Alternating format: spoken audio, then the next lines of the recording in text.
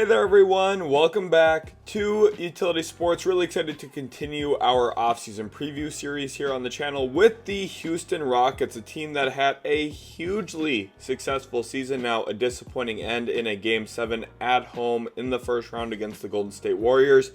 But if you're a Rockets fan, there's really nothing to be ashamed of about this season. They had a very strong year. And it was a huge success in the Rafael Stone era of Houston Rockets basketball, thinking about where this rebuild was a few seasons ago to where it is presently now. The future, the upside is bright. So if you're excited about the Houston Rockets future, make sure to leave a like and subscribe on today's video. And let's jump into that video preview here now. In this video, we'll give a quick recap on this past season, some of the things that stood out to me. We'll talk about individual players, the overall team context, things that are lacking, things that are very good already in place, and what the Rockets, I think, looking at what they already have, what do they need to do to improve and get better? That's really the best place to start. We'll then look at the 2025 NBA Draft Lottery odds. Reminder, the Rockets do own the Phoenix Suns pick this year unprotected. So the lottery is still a big deal for Houston, despite being a playoff team. We'll look at which prospects could make some sense for the Rockets depending on where their draft pick ultimately falls. We'll look at the NBA free agency situation for them. To be completely honest and transparent, I don't think free agency will be the Rockets' calling card this offseason, but there are two names I wanted to discuss as possibilities in case the Rockets go with a sign and trade mechanism. We'll also talk about other trades, and specifically big ones for superstar caliber players, guys who are going to be first ballot Hall of Fame players. That's the guys we're going to talk about for the Houston Rockets today as well via trade. And then we'll give an early outlook for next season as well. What do I expect this team to do? How good will they ultimately be next year? We'll cover all of that in today's video. So this past season, to recap, first of all, they had a 52-30 record. I don't think anyone coming into the year was truly expecting a 50-win season for them. I've been higher on the Houston Rockets than most. I viewed them as a lock to be a top 6 seed in the Western Conference, although I didn't expect them to finish ultimately second in the West. And that's a testament to the job Ime Udoka did as a head coach. Coach is a testament to the development across the board for every single young player there in Houston. I feel like a lot of their players took a huge step forward. Now, again, their season did get cut short in the first round, unfortunately. Losing at home in a Game 7 to Golden State, it's an unfortunate circumstance. It's unfortunate that that's how it played out for Houston here, but there was still a lot of positives overall. You look at their team defense, and that's really the place where this Rockets team tipped their hat all season long. They had a 110.8 team defensive rating, right there around the top, ranked 4th best in the entire NBA defensively, and that's going to be a core tenet of this team moving forward. They have an elite defensive head coach in Ime Udoka, someone who is creative, knows where to position his rim protection, does a good job valuing ball pressure and ball contain. That combination together is very important. One of the least talked about elements of NBA basketball is the combo of ball contain and ball pressure simultaneously. I think the Rockets, for the most part, have really mastered that in their team defense, and of course they have some outstanding athletes that really allows that to thrive and succeed. So this team defense was great. The team offense was okay. They ranked 14th in the NBA in team offensive rating at 115.3. Now, there were some reasons that this team was going to be hard-capped offensively a bit. They just flat out could not shoot the three-point ball well enough to have a top 10 offense in the NBA, in my opinion. Even with the talent that they have, Alperen Sengun, who kind of had a little bit of a down year offensively for himself in terms of his touch, his finishing around the rim. And I think some of that really stemmed from him having a larger role offensively this year with more usage. And honestly, on defense, working as hard as he was too. I think this offseason is going to be a big one for Sengun, getting into the gym, labbing some more of those little push shots, floater shots, touch shots around the rim. And I think he's going to bounce back with an even better season next year. Despite being a first-time All-Star this past year, I think Sengun is just starting to scratch the surface on what he can be as a player. In the postseason, we saw how dominant he can be. He was going at Draymond Green, going at the Golden State Warriors, and was brilliant all postseason long for the Houston Rockets. Then you look at Thompson. He really mastered the dunker spot, mastered working out of the mid-range area as a cutter, slasher, rim finisher, and I think there was a lot of success for Houston playing big with Alperen Sengun, Steven Adams on the court together. Of course, getting on the offensive glass, finding easy high-low action, finding dump-offs to each other in the dunker spot. And then Khaman Thompson accentuates that even further with his ball handling capabilities. He's a walking paint touch. That's something I talked about pre-draft with him. It's going to be hard for anyone to really contain the basketball when Khaman Thompson's the one handling it. He has a creative handle and, of course, can get downhill with ease. And I think the Rockets going forward, one of the big things for them is going to be finding ways to maximize Khaman Thompson on the ball, and that's where more shooting becomes really valuable. You stretch the court a little bit more. Thompson, if you go back to even his overtime elite tape, you're going to see him being able to drive and kick, spray the ball out to shooters. If the Rockets get a bit better at shooting the basketball, this will be something that really elevates their team in a big way. Then you look at Jalen Green. Pretty disappointing end of the season. Had a huge game in the postseason, and the rest of them were duds. And I don't think this is super surprising to anyone for who's a Houston Rockets fan, honestly. Jalen Green's inconsistencies, it continues to be a sign of a lack of true top-end talent. And I say this in multiple videos because I think it's one of the most important things. Consistency is not a trait. Consistency is a sign of skill. When someone like LeBron James or Kevin Durant, some of the most skilled players in NBA history, go on long stretches where they are just utterly dominant against whatever kind of defender, no matter what the ball contain looks like, no matter what the team defense is trying to do against them, they always seemingly go off for 20 plus points, 6 plus assists. Especially in LeBron's case, you're looking at a guy who for 20 years of his career has walked into 25 points, 7 rebounds, 7 assists. And the reason LeBron is so consistent is because he's arguably the most skilled player to ever play basketball. It is impossible for teams to make him fully uncomfortable and take him completely out of a game because of how talented he is. And I think in this Warriors series, you saw Jalen Green played the right way. I think that's an important thing to note. When they blitzed him, when they forced him to get off the basketball, he did. But he doesn't have the talent to elevate above that. And I think that's one really important note about Jalen Green. And listen, before the season, I said his extension was genius. I still believe that. I think the Rockets are very well positioned because of his extension to do some stuff this offseason. So while it wasn't a perfect season for Jalen Green by any stretch of the imagination, I think he is still an important piece going into this offseason for the Rockets, one that either helps them with trade flexibility, and he still does play all 82 games.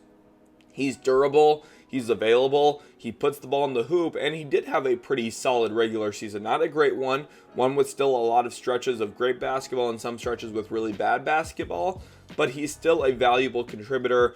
I think his defensive intensity has really ramped up. Thinking back to where he was a couple of years ago under Steven Silas to where he is now, he looks like a completely different defensive player. So there is still positives here with Jalen Green. I think that's important to note, but he is probably not going to be a core long-term piece for the Rockets if we're looking at a long scope of 3 to 4 years from now.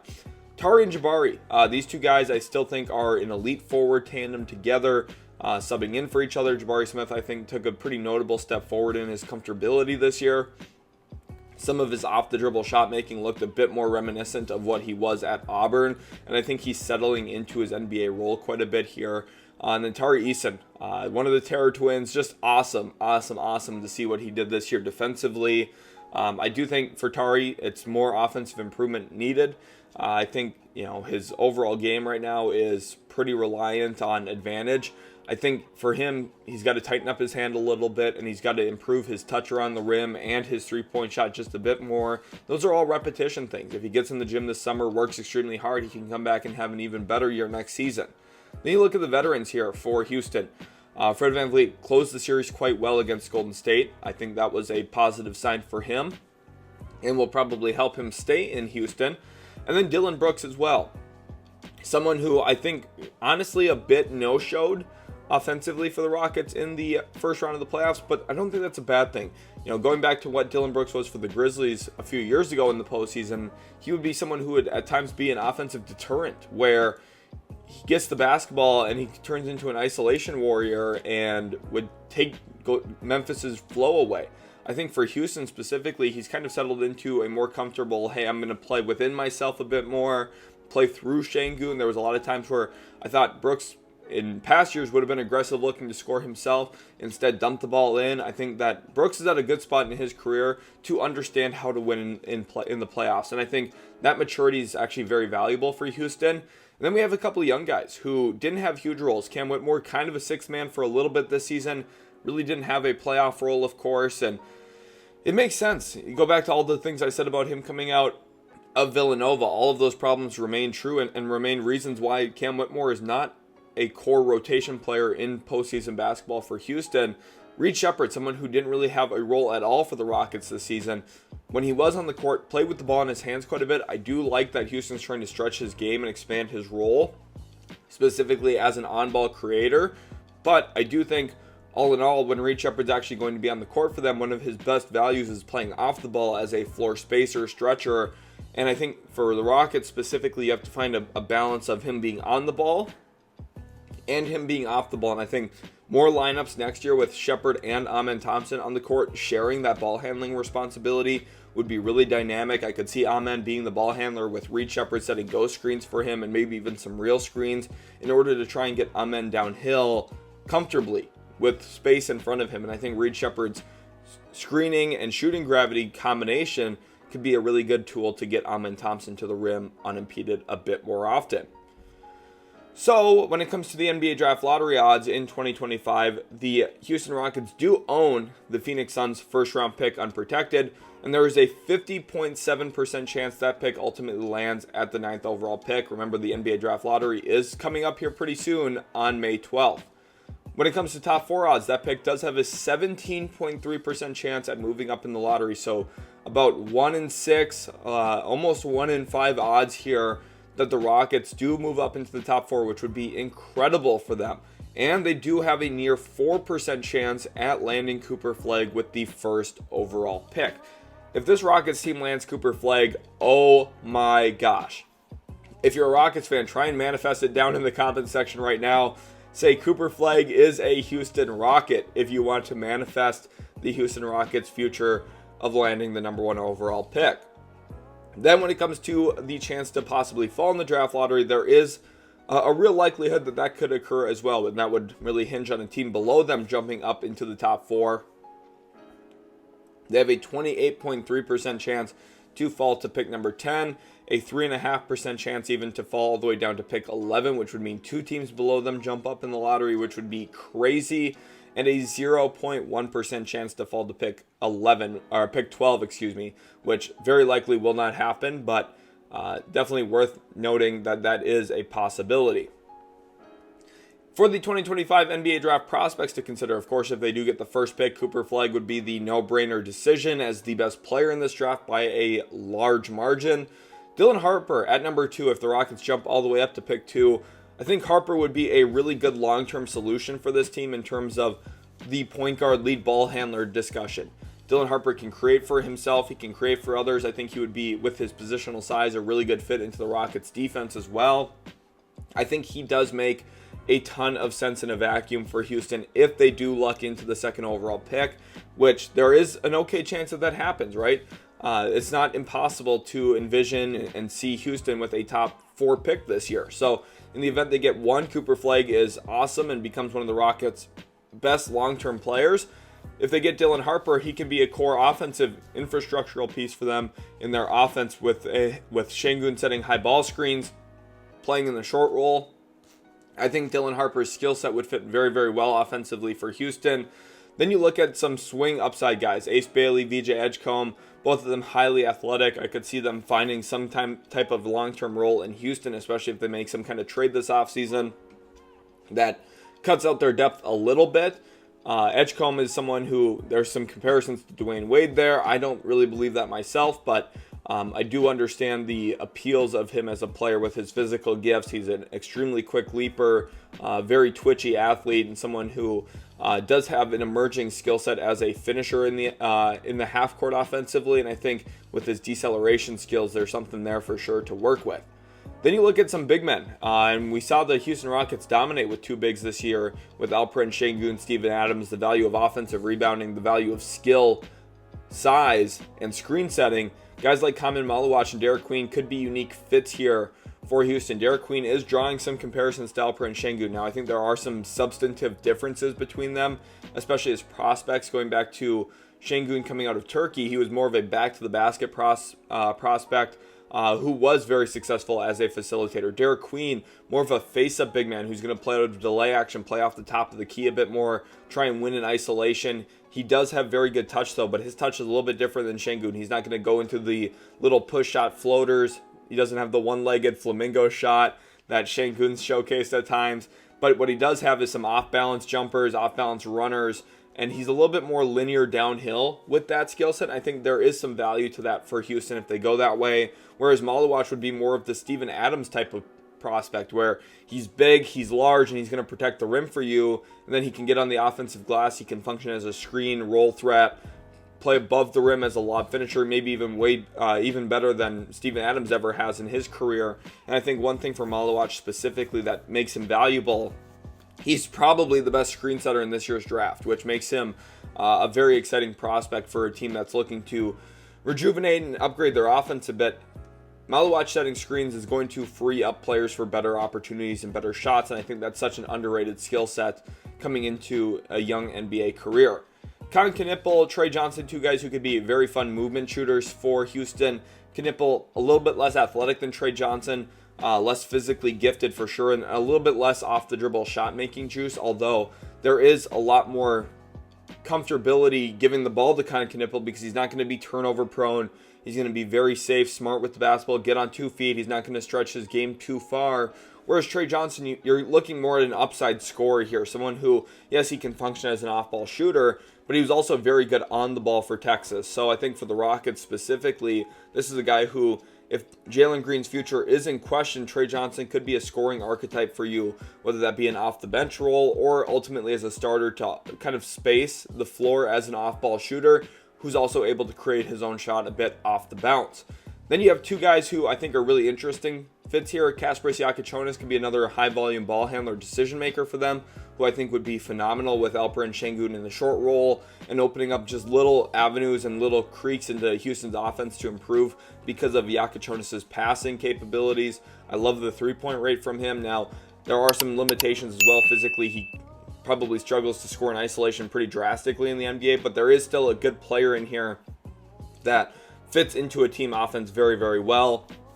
And then Colin Murray-Boyles, connective. Those are the things that are going to get him on an NBA court. Multiple efforts defensively, smart IQ positioning.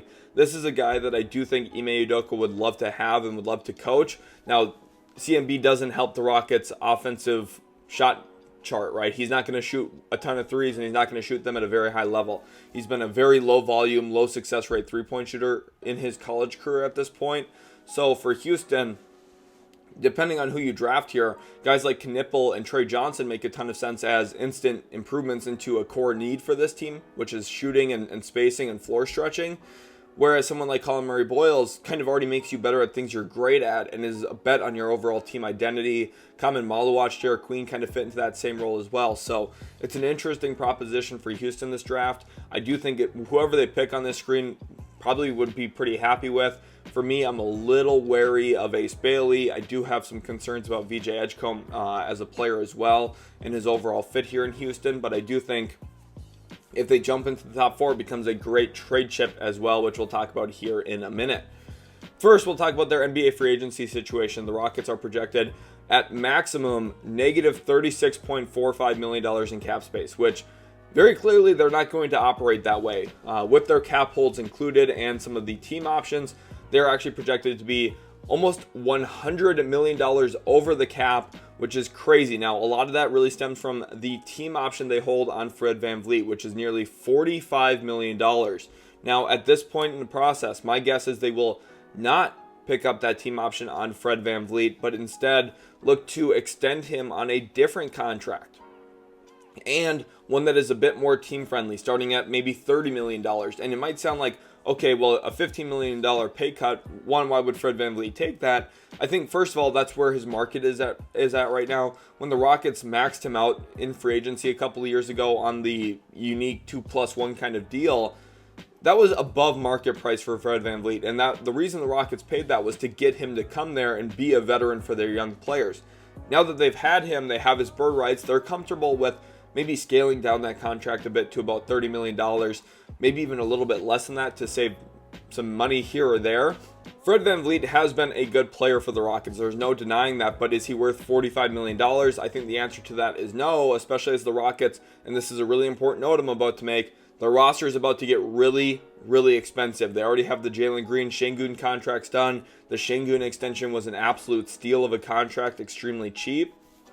I think for Houston specifically, when you're starting to envision, if you do keep the young core together, extensions for Thompson, extensions for Jabari Smith, extensions for Tari Eason, you're starting to say, oh my gosh, this team is going to be expensive. And with that in mind, you can't afford to be paying Fred VanVleet $40+ million a year moving forward for the next 2, 3, 4 seasons, whatever that new contract would ultimately look like. Steven Adams, he has an $18.9 million cap hold now. I feel extremely comfortable in saying his next contract annually will not equal $18.9 million. He will sign for significantly less than this, probably somewhere between $8 and $10 million if I had to guess. Somewhere a little south of the mid-level exception is what I think Steven Adams will probably command in free agency. Now, I could see the Rockets being willing to pay a little bit more than that if that is what it takes to keep him at maybe $11, $12 million, something like that, where he's going to be in that ballpark of the mid-level exception. And I think Houston will ultimately keep Steven Adams because I think they loved what they saw from their two big lineups this season. Jae'Sean Tate, Jeff Green are both unrestricted free agents. I don't think that's a huge problem for Houston. In fact, I think they should let both of these guys go. Jeff Green was a good mentor, good veteran. Maybe if they keep him on the minimum, that would be great for them. Jae'Sean Tate, another guy who is not worth more than the minimum contract, in my opinion. Yes, he's a hustle guy. Yes, he's a wing. Yes, he defends. Yes, he can shoot a little bit. I'm not going to pay Jae'Sean Tate more than the minimum contract. I don't think he's essential. I don't think he's important for the Rockets long term. Yes, he did have a role in the regular season. I really don't care. I don't think you need Jae'Sean Tate on this roster, and I don't think he's an essential player, and they should not offer him anything more than the minimum if they want to keep him. They do have a team option here, though, on Aaron Holiday at $4.9 million. And you might be saying, well, if you don't want to keep Jae'Sean Tate and you don't really care, then you're probably not worried about Aaron Holiday. And this is where I'm actually going to say I would pick up the team option here on Aaron Holiday because I think this $4.9 million is very valuable in trade discussions this offseason. Anytime that they want to get to a certain number, make a trade for a big-time star, that $5 million nearly contract is going to be valuable to include into deals as an expiring contract. So I think Aaron Holiday, this team option, although it is probably a bit more expensive than what Aaron Holiday is worth, I would accept this team option in order to help my trade flexibility this offseason. Jock Landale's contract is also fully non-guaranteed at $8 million. This is another contract the Rockets could very well look to keep. But if they do decide to trade him or cut him, it wouldn't be the worst decision at all. Jock Landale's not very good. But that $8 million, again, when it comes to trade flexibility, is super useful and beneficial. And part of the reason why I think the Rockets probably will keep him around is because it's essentially an expiring contract that they could trade to any team in the NBA. They do have 8 players under contract who do not have team options or non-guaranteed deals. And really that stems from a lot of their core young players. Jalen Green, Alperen Sengun, Thompson, Jabari Smith, Tari Eason, Reid Shepard. Those are obviously the first 6 that come to mind. But the Rockets have their core in place at this point in time. Dillon Brooks, obviously another one in that grouping. So I think for Houston specifically, they have a lot of their core depth in place. They have their top 8 almost returning outside of Fred VanVleet, Steven Adams right now. And once they get those 2 contracts done, which I expect them to do, they'll be very comfortable going into this offseason. Here are 2 free agent targets I think the Rockets could consider. Now, again, they probably won't, and this will really rely on sign-in trades to get done, which is probably a reason why the Rockets won't make any big splashy signing in free agency. They don't really have the cap space. They're not going to be positioned in the tax enough to get out of the tax and be a team that's comfortable operating with the mid-level exception, really. So when it comes to signing someone, if you do want to go with the Myles Turner and get some kind of stretch big, remember a few years ago, the Rockets did have interest in Brook Lopez. Thank God that signing didn't work out for them and that he stayed in Milwaukee. I think the Rockets are way better off without him. I mean, Myles Turner here would be a really good stretch big for them. He's been invaluable for Indiana, but the reason with this being a sign-and trade makes me think it's just not going to happen because why would Indiana comfortably let go of Myles Turner when this team has been making deep playoff runs? They're in the second round right now. They're in Indiana. Last year they made it to the conference finals. And Myles Turner's been a core piece of that. They don't want to just let Myles Turner go. They don't want to sign and trade him away unless the Rockets are willing to give up something really good for him. And I just don't see that being the ultimate outcome this offseason. Reid, another guy who would be brilliant as a floor spacer, can do a little bit more, attack closeouts well. He's got a pretty creative, unique handle for someone his size. Very skilled player, and this kind of player is what would help Houston a lot. Although, at the end of the day, I don't think, again, Minnesota would want to sign and trade him away. So, with that in mind, it's hard for Houston to really get involved. These are two names I would love for the Houston Rockets, but ultimately, I just don't see anything actually happening here because of the Rockets' cap situation, which is A-OK. They struck in free agency a few years ago with Fred VanVleet and Dillon Brooks. Yes, as a result, now you can't get involved with guys like Myles Turner and Reid, but I think that is okay all in all for the Rockets moving forward because they have bigger trade packages in mind. Trading for players like Kevin Durant, Devin Booker, Trae Young, or Giannis Antetokounmpo. I could see any of these four players getting traded this offseason. Durant obviously is the most likely. Devin Booker is in line for an extension with the Suns. I do think Phoenix will ultimately give him that extension, but I want to talk about Devin Booker as an option for the Houston Rockets because if a team is lined up to get Booker, I do think Houston is really in the driving car to free up Phoenix and make a move there. Trae Young would be a lot of fun. We'll talk about a trade package for him as well. Then Giannis, he is the big name. He is the best player who could potentially be available this offseason. But let's start with that trade package for Durant here. In this deal, I have Kevin Durant going to the Houston Rockets, and very pointedly here, for everyone listening, just so it doesn't get confused, I would not trade for Kevin Durant if I am the Houston Rockets. I would stay as far away from Kevin Durant as I possibly could. But with that in mind, this is covering what the Rockets might do. And they might do something like this, where they use Jalen Green's $33.3 million salary. They throw in Jabari Smith Jr. as the premium sweetener in this deal. They trade Jock Landale's $8 million salary, which I said would be valuable in deals like this. It is.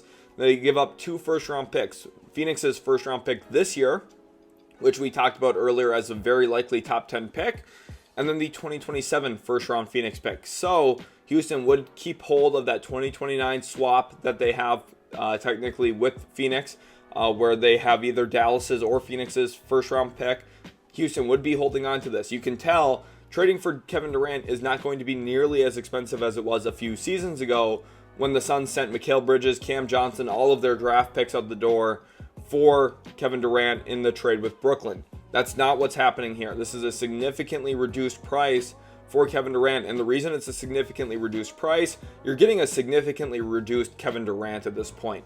He hasn't made deep playoff runs. He missed the playoffs this past year with Phoenix. Now, it's not really Kevin Durant's fault. The team wasn't built in a way that was going to win. The team wasn't built in a way that was going to succeed, but Durant is part of that reason. Durant has not been someone who's been a multiple effort defender for the last 4 or 5 years of his NBA career. Go back and watch some of his playoff basketball. If you watch full games, you're going to see Durant as the low man, not making rotations. This is a huge opportunity cost for Houston, and this is why I would not make this trade.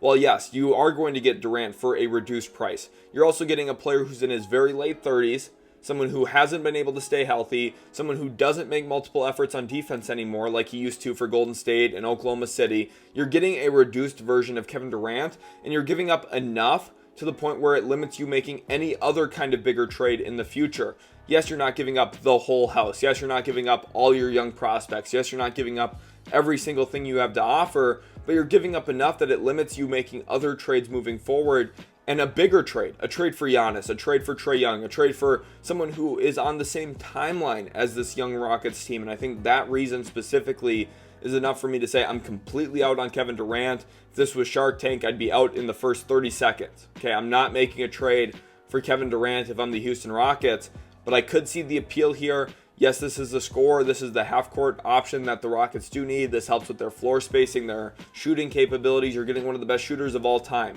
in Kevin Durant. So I understand the appeal. I do understand why some people would think, yes, go get Kevin Durant, especially if this is just the price. But I think holding on to your assets, waiting for something bigger and better to make that ultimate trade is what the Houston Rockets should actually do. One trade I do like quite a bit better for them is one with the trade for Devin Booker. And this one would probably have some swap options in it, but you would ultimately trade Jalen Green, Jabari Smith Jr., Cam Whitmore, and Nate Williams' salary. So you're, instead of just giving up Jock Landale, you are including Cam Whitmore in here, another former first-round pick that I think Phoenix would have a lot of interest in. This is an intriguing beginning offer here for the Suns because you're getting 3 former first-round picks, 2 of them being top 5 picks in Jalen Green, Jabari Smith Jr., and you're getting Cam Whitmore, another guy who has shown he can score the basketball in the NBA and do it fairly efficiently. These are 3 players who would be long-term core pieces for the Phoenix Suns. Yes, you are giving up your franchise leader in points all time in Devin Booker, one of the best Phoenix Suns ever in this trade, but you're also getting your entire future of draft picks back. 3 first-round picks. Now you can argue what else needs to be in this deal. Probably some swap options, a litany of second-round picks as well. The Rockets have a lot of second-rounders to include. They can offer some of those swap options in years like 2028, 2030, for example. So that could be a part of the deal here for Devin Booker, but ultimately it's 3 first-round picks, probably a host of second-round picks, a few swap options, and 3 really intriguing young players for Phoenix to ultimately walk away with. Jalen Green can score the ball. Cam Whitmore can score the ball. Jabari Smith Jr., an interesting forward who can stretch the floor a bit, put the ball on the deck just a bit as well, and can guard out in space pretty well. So this is a really strong offer for Phoenix to consider, one that I think is a lot better for Houston to make instead of that Kevin Durant trade. Now you could argue maybe a 4th first-round pick has to be in there, but given the season Booker just had, I think this is about the approximate value that the Rockets would start their offers at for Booker this offseason. When it comes to trading for Trae Young, I have a 3-team package here that I think makes a lot of sense for Atlanta specifically. One of the benefits for Houston working with Phoenix is they can give them their own picks back to initiate a short-term rebuild in order to incentivize themselves to get top-end draft picks and improve their team pretty quickly. And if Atlanta wants that same option, you have to include San Antonio.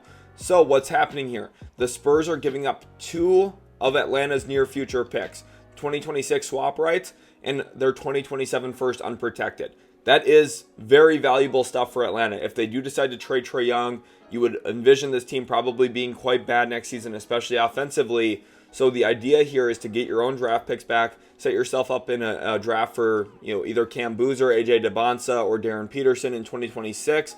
And then in 2027, there's some interesting young prospects coming around too that I think they would be very, very apt to consider tanking for the next couple of seasons. And Atlanta, on top of that, is still getting a collection of good young players. Jalen Green, Jabari Smith Jr., Cam Whitmore, Nate Williams. The same package of players that ultimately Phoenix was going to get for Devin Booker in the deal.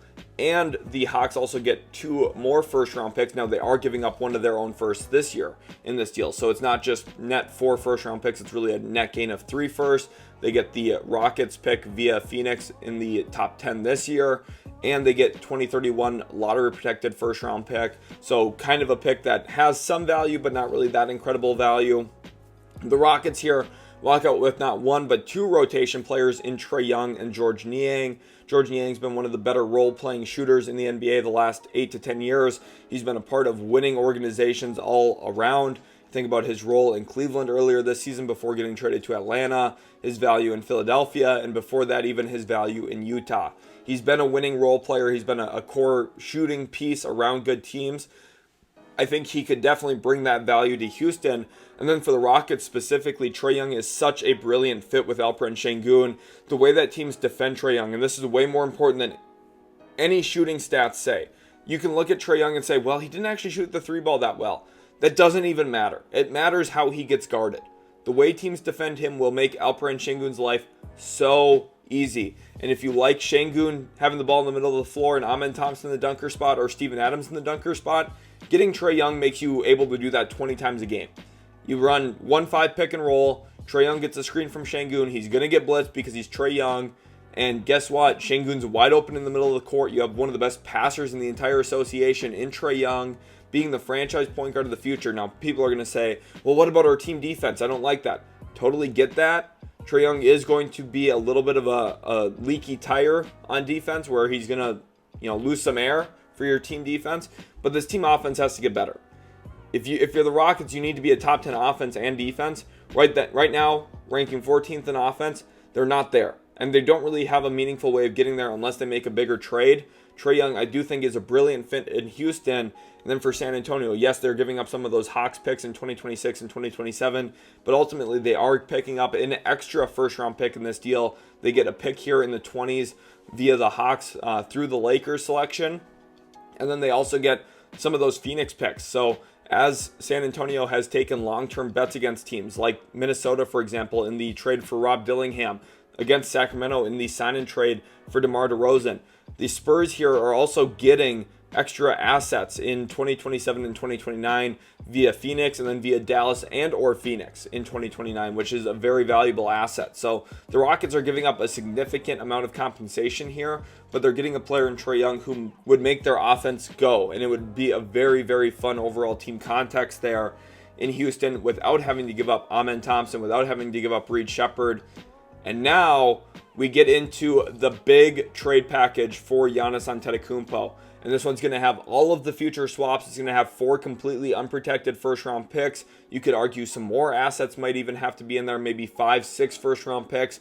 This is, again, the beginning offer, the beginning stage. This is not necessarily what I'm saying would be accepted by Milwaukee, but this is the starting point. You get Jalen Green, Jabari Smith Jr., Aaron Holiday, Cam Whitmore. And this is where Aaron Holiday's $5 million contract becomes really important. There is only a $1,000 difference between those 4 contracts together and Giannis Antetokounmpo's contract.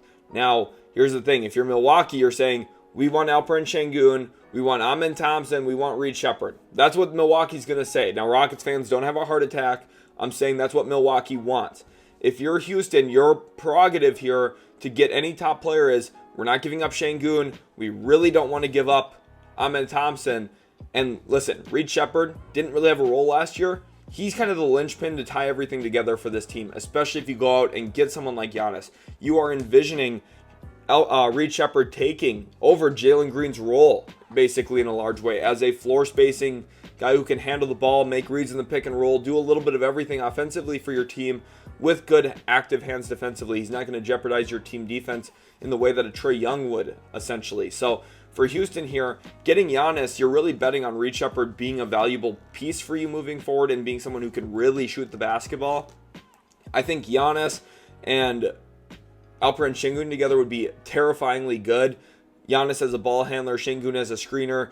Think about Giannis's downhill presence. He can get all the way to the rim. That's where Sengun's little play in the pocket, little 8-foot, 10-foot push shots become so valuable. It's going to put rim protectors in a bind. Do I rotate all the way over to Giannis, try to meet him at the rim, and as a result, leave Alperen Sengun wide open in the middle of the floor? That's going to be a real challenge. And if the Rockets fans, which I know they do, they love their big basketball, they love the two big men who can score at the rim on the floor, imagine Giannis and Alperen Sengun together. Now, for Bucks fans watching this, you're going to say that is not enough for Giannis. I understand that. Again, that's where this is an initial offer. This is where you're probably going to need to see another first-round pick or 2 on the table, plus all of those future swaps. Basically, Houston is handing a majority of their future over to Milwaukee to bring in a top 3 player in the world in Giannis Antetokounmpo. I think this instantly makes the Rockets championship contenders. This makes them one of the best teams in the Western Conference. This significantly helps their matchup into Oklahoma City as well, which I think is an important thing to consider if you're Houston. If you're making some big-time trade for the future, you have to think about beating Oklahoma City. And Giannis is a player that I think the Thunder, no matter what pieces they have, no matter what players they have, they're going to have a very hard time trying to actually match up and stop Giannis, especially if the Rockets are able to put some shooters around him in some subsequent moves afterward, and one of those players being Reid Shepherd, of course. So when it comes to next season, I think, first of all, the Rockets need to step on the gas this offseason. I think watching the playoffs, kind of what I pictured for this team. A team that was going to be really good in the regular season and had some real playoff woes. Now, Alperen Sengun, I think, is a playoff riser. I think this team is really close to being a great playoff team. But being really close to being a great playoff team is not the same thing as being a great playoff team. And I think for anything, if you're a Rockets fan, look at what happened to Memphis the last 4 or 5 years. John Morant says we're fine in the West after making the second round of the playoffs. The Grizzlies, everyone was picturing this team having an elite future. They haven't gotten to the conference finals. They have really stalled out. Their team, it's a proof it's harder to pick in the 20s than it is in the top 5. Yes, you got core pieces like Jaren Jackson Jr. and John Morant. They didn't make a big splash trade to improve that core. They have Desmond Bane, obviously that was a huge success for them at pick number 30. but the team is stuck. They're locked, and it's because they haven't been aggressive. They didn't buy at the right time. This is Houston's time to buy. They need to do it this offseason. I firmly believe that. For this team to become a championship equity team, a team that has a real chance to win the title, they need to make a trade. And they need to make a big one using Jalen Green's contract, probably some combination of Jabari Smith Jr., Cam Whitmore, some of their more expendable young players in order to upgrade their team now. Giannis Antetokounmpo changes this team's future. Now, if they do ultimately win the lottery or get the second overall pick, maybe that changes. If they tell themselves, hey, we're getting Cooper Flagg or Dylan Harper, maybe the Rockets say, we don't need to do something. We can be patient. We're getting another young player on a rookie contract. That can really change our team. If they get the first overall pick, Cooper Flagg's going to be fantastic, and the Rockets' level of aggression this offseason goes way down. Okay? I do think the Rockets can be true title contenders next season. This team is really, really good. And if they make the right move, they make the right trade, they don't trade for Kevin Durant, they trade for someone like Devin Booker or Giannis Antetokounmpo or Trae Young, this team is good enough to maybe win the title next year. They have a great coach. They need some offensive help. They can get it via trade. This team is going to be so good. They're going to be a real threat in the Western Conference as soon as next season. Thank you all so much for watching. I really hope you guys did enjoy today's video. If you did, make sure to leave a like and subscribe. Thanks again so much, and we'll see you in the very next Utility Sports video.